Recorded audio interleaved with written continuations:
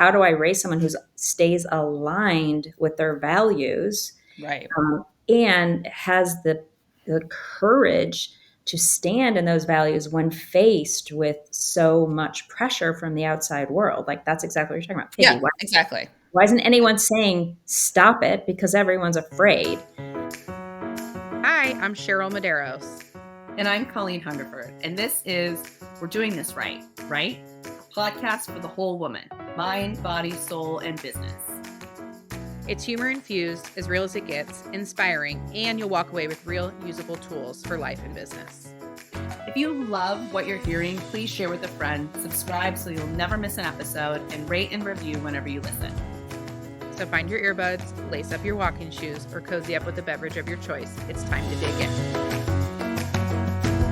How do I raise someone who stays aligned with their values, Right.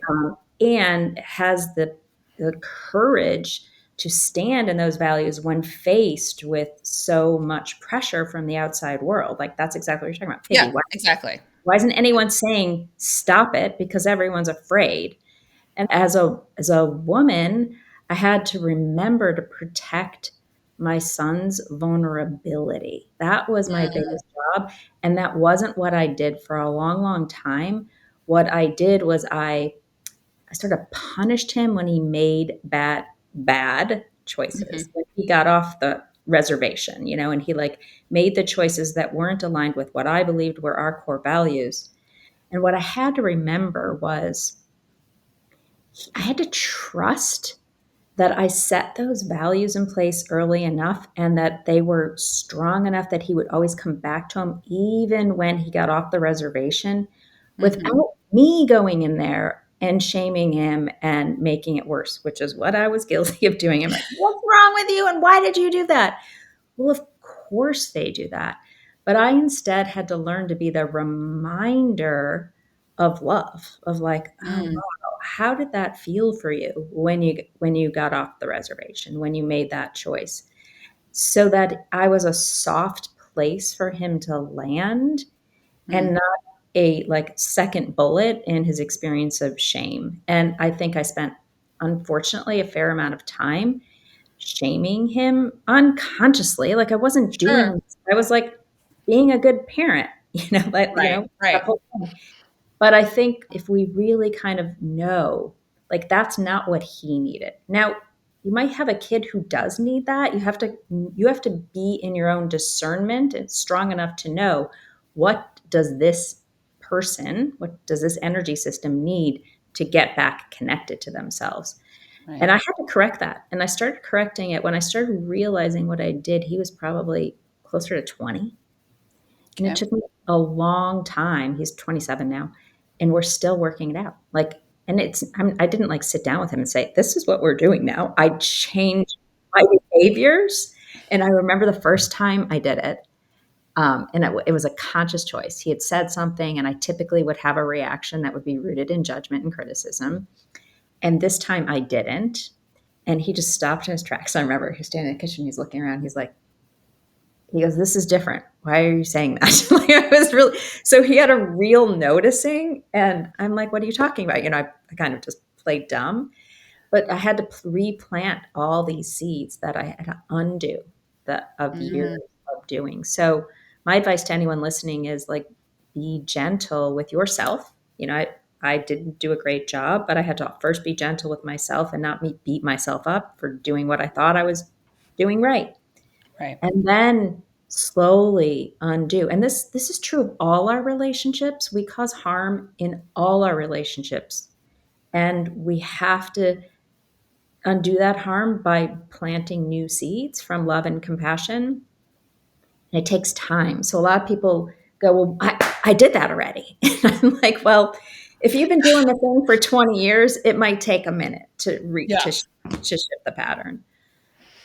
Go I'm ahead, Cheryl. obsessed because my daughter recently, 8 years old, said something very mean to someone and came in so upset and was expecting to get in trouble.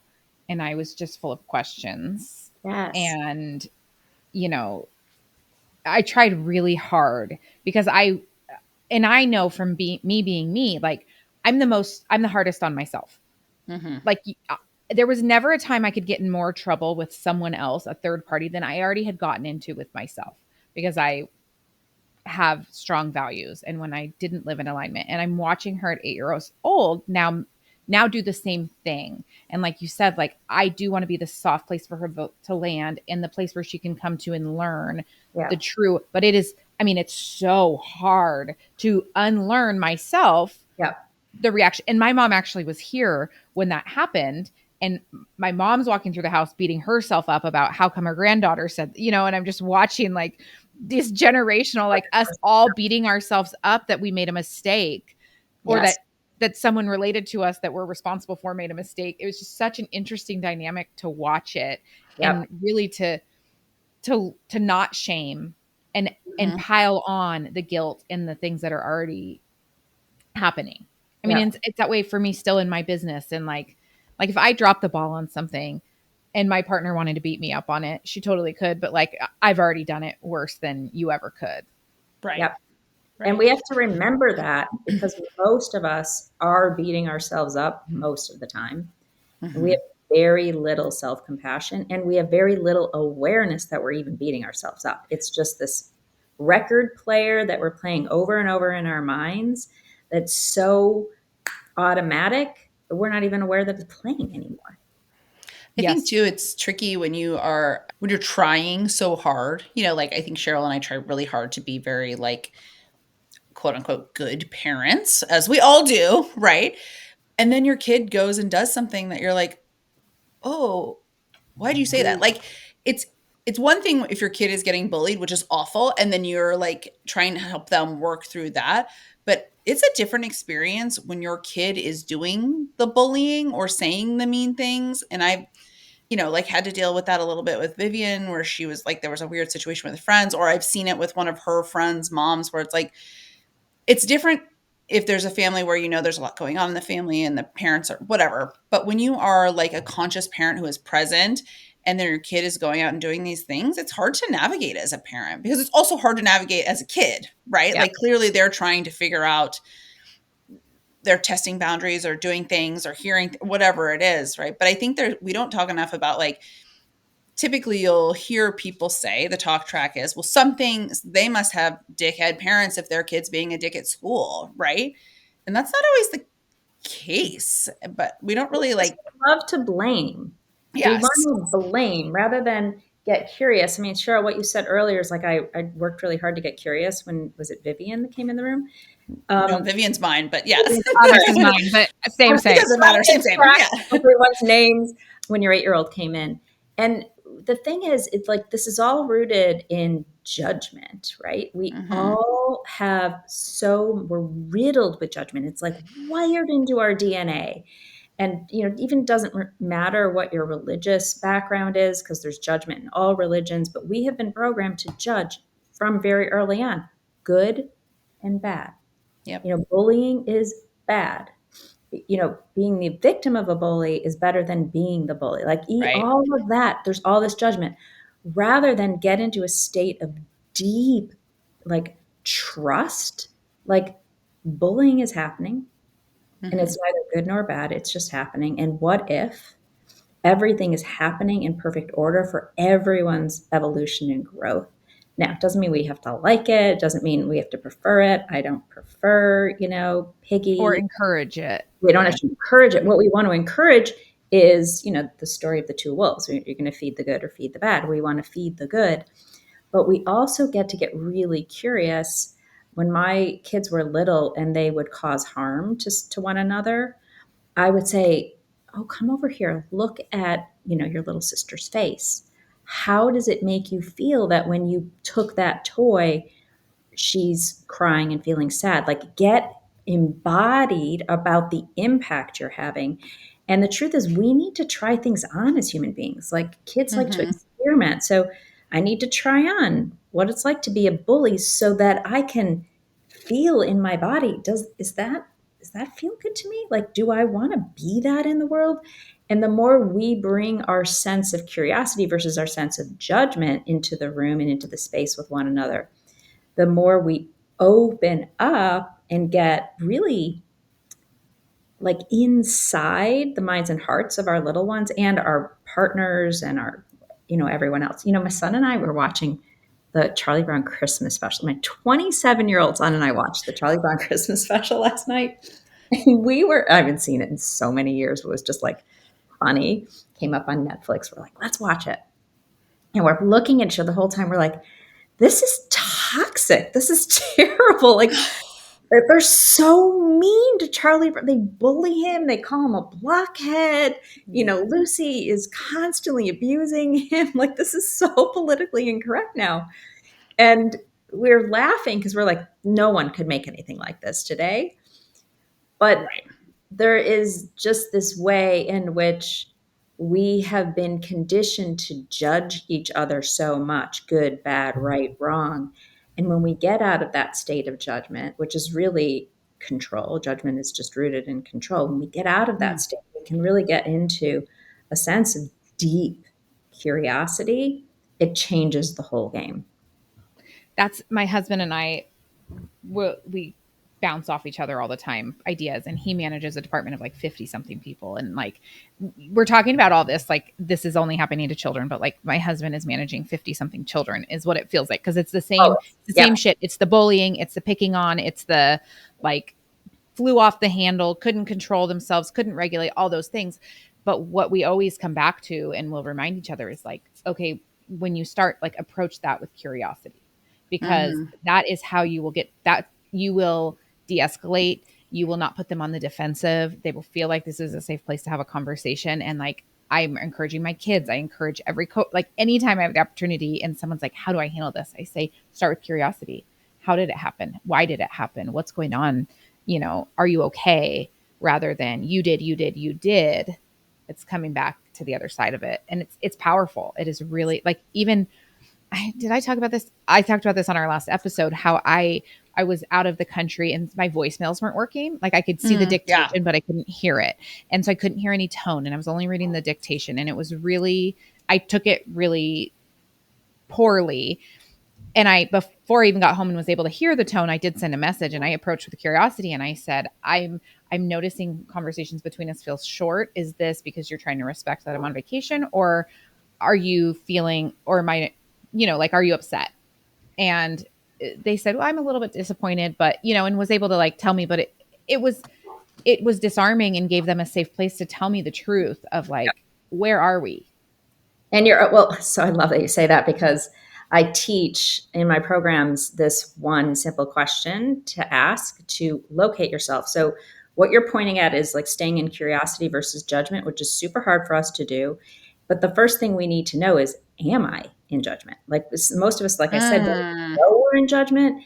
And the question that I teach in my workshops and my webinars is, where am I?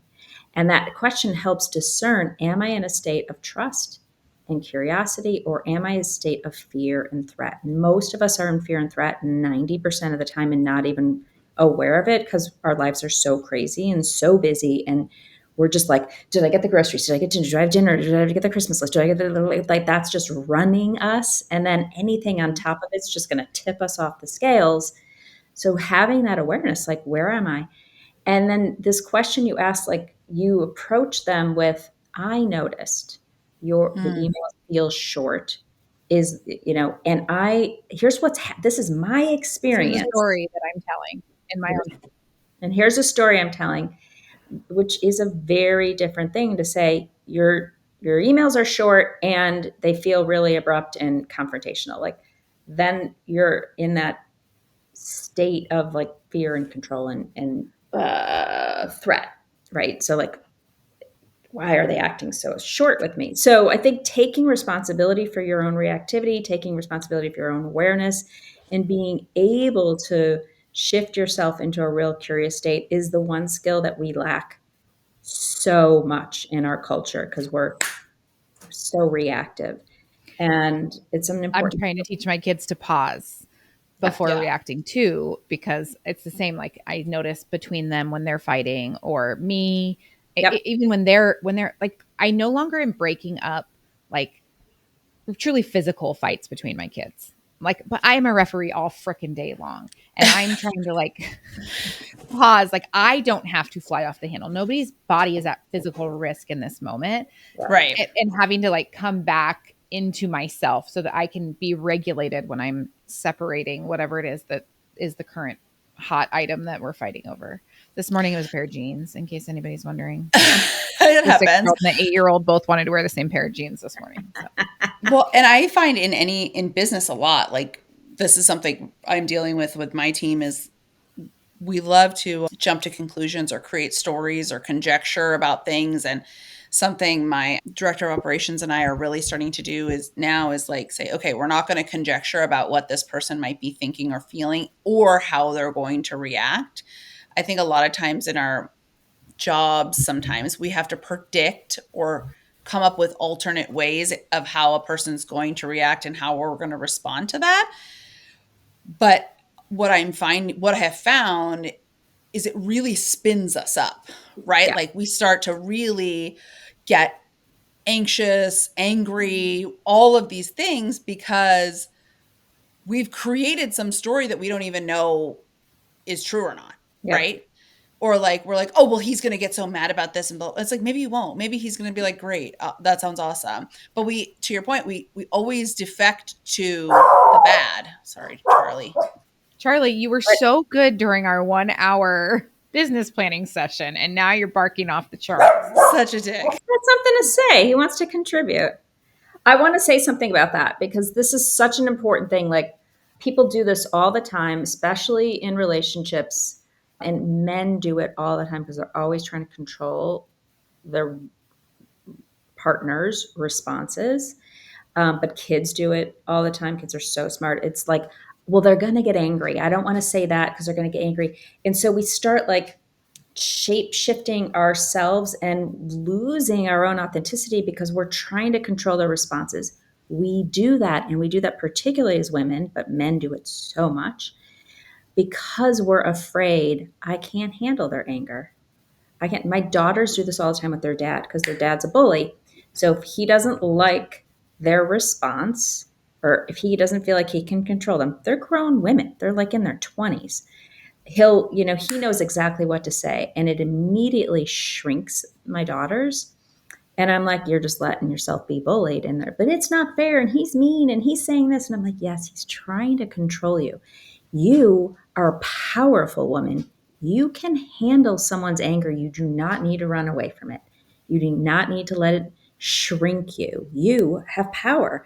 But we try and control each other because we've lost faith in our ability to hold boundaries, to, have really strong boundaries, to say no, you can't talk to me. All of that we forget. So rather than remember the truth of who we are, we start controlling for the responses of others, which is really not helpful. It's not Yeah, helpful. we can't actually control those things. We Like, can't. Right. it's just wasted energy and effort. And Yeah. it creates a lot of anxiety, right? Like it creates a lot of like nervousness and anxiety about how are they going to react, or have I predicted this right, or if he says this then we said that, and in all those different things. And but it's also not really just being in the present with what's happening. It's Exactly. also there's a lot of conjecturing based on past experiences, maybe with that person or with others, right? This Like is like a marriage where you bring in all your ex-boyfriend's sins and put them on your current husband, who right, you married because they weren't those things, and now he's still having to pay the price for what that ex-partner did to you. right. Exactly. Or just like to your point, Marie, like there's sometimes you know situations in business where people are this is a for example that there is a client, let's say right now, who is tends to be very explosive when we give them Yeah. news. And so it creates a lot of anxiety for us because now we've been exploded on several times, right? So we're like, ugh. And this wasn't something that showed up until much later in our Of course. relationship with this person. Anyway, so what we tried to do this last time, because we knew that this news that we were going to give them was going to be pretty explosive for them, is, and I was very proud of us for doing this because we were really spinning ourselves up. But what we said is we were like, we're going to send them this information. We're going to ask them to read it and review it. And then in 2 days' time, we're going to follow up with them on this information, because the timeline with this client is explosion and then the next day apologize. Yeah. So we did that this time, and we noticed the pattern. And I think a lot of this comes from probably childhood trauma of me, like having to deal with people that were very explosive, Of course. very, very often. But this time, we could have a more calm conversation about this thing versus having to deal with his reactions. And one of the things my business partner was saying, and she's like, I don't want to feel like I need to be responsible or control some grown man's behavior. And I was like, Charlie too. yeah. But Yeah. unfortunately, you guys, my daughter says this to me all the time. My 24-year-old daughter, she was in her dating life. She's like, I'm not dating him. He's got issues. I'm like, well, welcome to the universe. We all do. Yes. You're going to be lonely. You're going to be lonely if you don't want to deal with those issues. She's now in a lovely relationship. But, I always tell my kids, you have to accept the fact that you are going to be in relationship with someone who has issues, anger issues, whatever their issues are, they're going to have issues. And you have to remember that everyone's working their way through that. But we are not perfect. We are just figuring this out as we go. And we've all developed these patterns. So to say, I don't want to be responsible, women say that to me all the time, particularly around men. And what I say is, unfortunately, it's what is. Like, Sure. that we're being called to do, like it or not. So you could certainly say, I don't want to work with this client, but many of us don't want to say, I don't want this kid, or I don't want this. Right. Well, and it's like, this was what she was saying. Like, we shouldn't have to be responsible for this person's emotions and reactions, which we're not, but we are responsible for how we react and how we choose to what boundaries you set. Yes, exactly. Yes. Yeah, and I love your response was brilliant, because really what he needs is space, right, to navigate his reactivity. And you can't do that in your homes with your kid who's right there, but you can do that in a work environment and create boundaries. Yeah, and that's when you're in that really creative. Like, if you guys were just stuck in judgment, like, this guy's an asshole, this guy's a jerk, he doesn't know how to control himself, your mind would not be available for those creative solutions. Like, how can we solve this?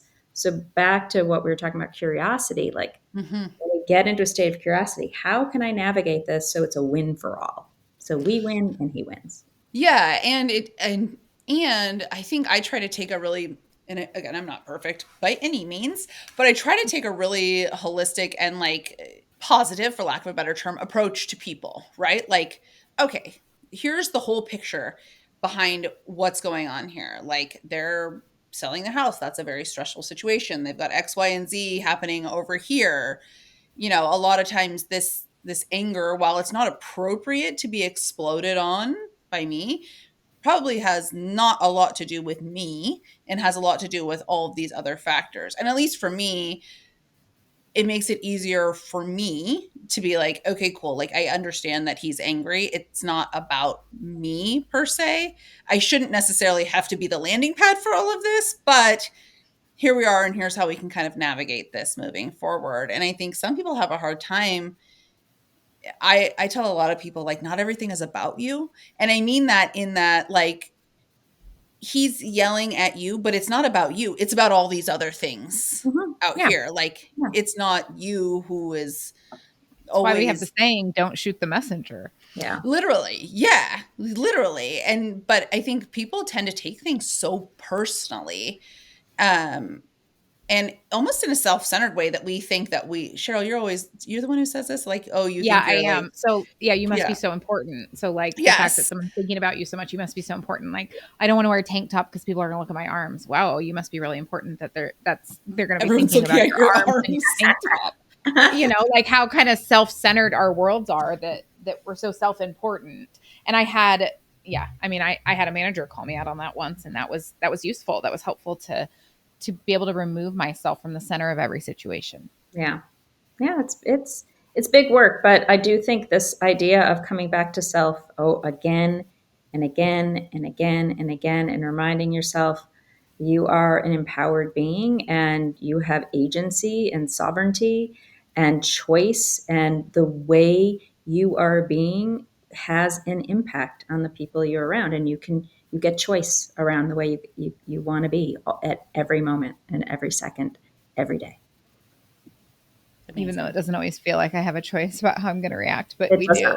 It We doesn't. do. We do. Yes. You're coaching people in transformative spaces. Is that kind of your Is that bread and accurate? butter? Yeah, transforming relationships. When I work with people who are particularly stuck in sticky situations, who really want something different. I love that. My God.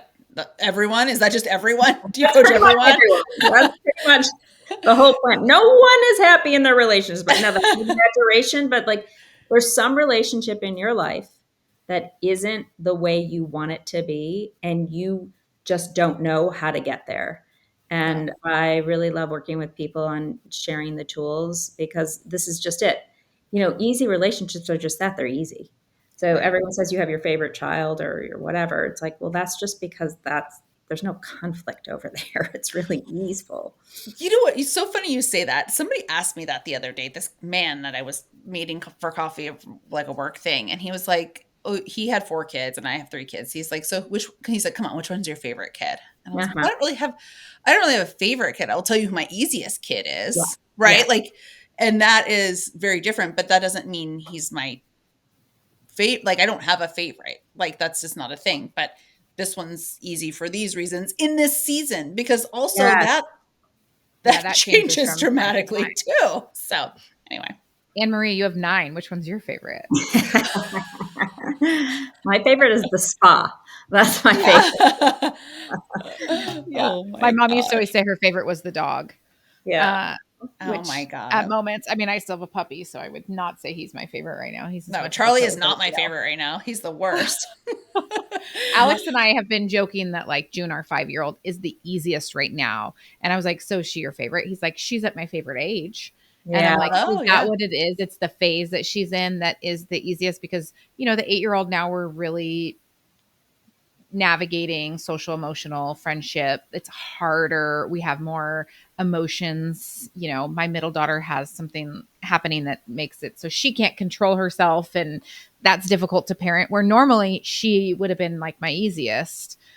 And now she's not my easiest. And so just kind of it, and it changes from day to day who was my easiest that day. Yep. Yeah.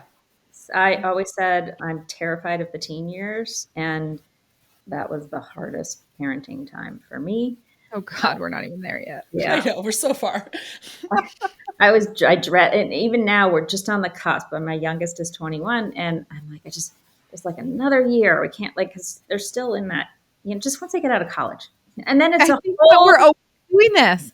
yeah, I think we're always doing this because this morning at drop off, I'm like, okay, in 2 years, I'll be able to pull up to this curb and they'll be able to get out. It'll be less physically demanding. yes, It'll be yes. must. It will be more emotionally or mentally demanding at that state because then my youngest will be where my oldest is now, and then God only knows what my oldest is going to be going through at that time. And I will tell you right now, my kids are between 11 and 7.5. And this has been the easiest season. you're in the sweet spot. This is a really sweet spot. Everybody can do their own thing. Everybody is like, Not too not not hormonal yet. not too hormonal yet. We're starting to get onto that with preteen, girl hormones, but not yet, right? Like this little sweet pocket of like 7 to 10 for It's me sweet. has been very nice because they still love you a lot, but they don't need you for everything. But they still want to share with you and talk with you, and they're very proud of their accomplishments, and they want that. But also, like, you're not changing anybody's diaper, you're not carrying anybody, you're out of physical parenting and that. But listen, so there is some light, Cheryl, for you. I Right. think it's coming. I love when they get to the stage where they can do their own grocery shopping. Like, that's Oh, Oh, make their own meal. Like, it's, yeah. yeah. It's all good stuff. Yes. Annmarie, how can people get a hold of you if they would like to work with you? Where's the best place to connect with you? My website. You can find everything you need at AnnmarieChereso.me. Most people think it's .com. It's .me.